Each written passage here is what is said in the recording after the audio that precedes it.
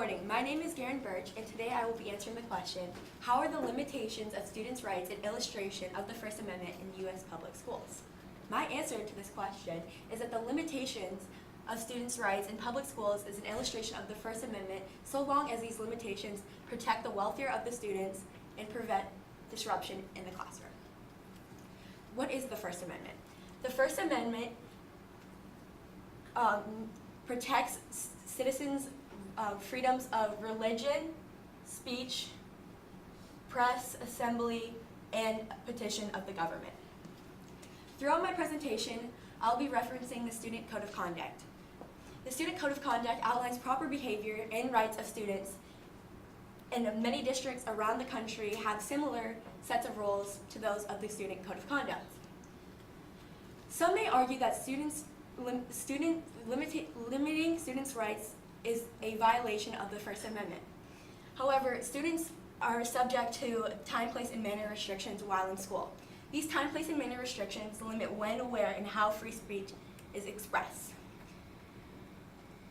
In schools, time, place, and manner is heavily enforced in order to create a safe learning environment for students.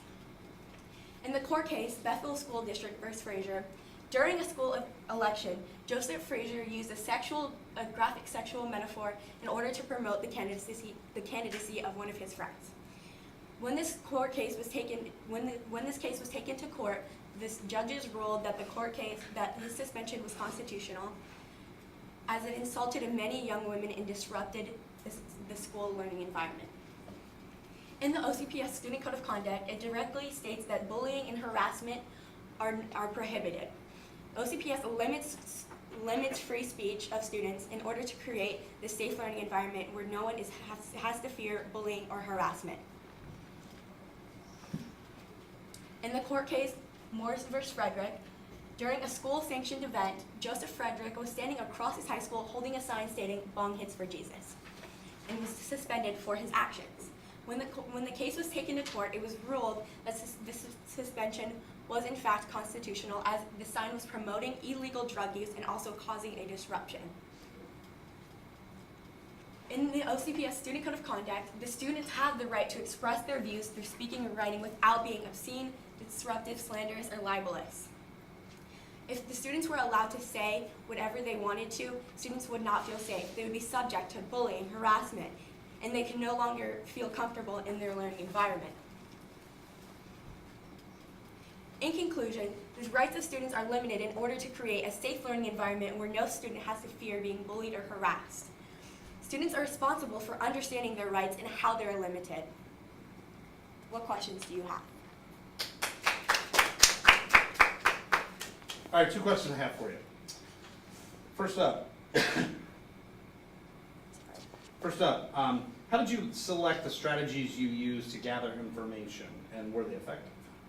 So I first looked at the stimulus that you provided, and then I went on EBSCO, and I was able to find academic journals that helped me understand the topic.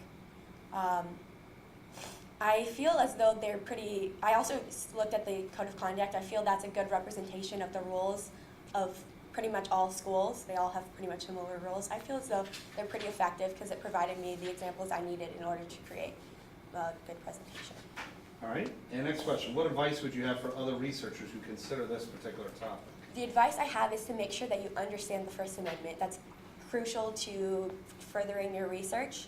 Also, look at specific court cases. A lot of court cases have great examples on how different acts of students are the disciplines of students are constitutional or unconstitutional. All right, cool. Thank you.